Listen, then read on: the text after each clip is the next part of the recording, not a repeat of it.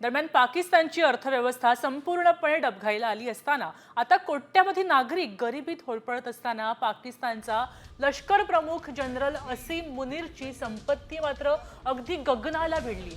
जुन्या लष्कर प्रमुखांप्रमाणे असीम मुनीरनं सुद्धा पाकिस्तानला मोठ्या प्रमाणात लुटलंय। अधिकृतपणे त्याची संपत्ती 7 कोटी रुपये आहे, मात्र परदेशात मुनीरनं अब्जावधी डॉलर्सची माया जमा केलेली आहे। लष्कराच्या विविध व्यवसायांमधून त्यानं अफाट संपत्ती जमवली आहे।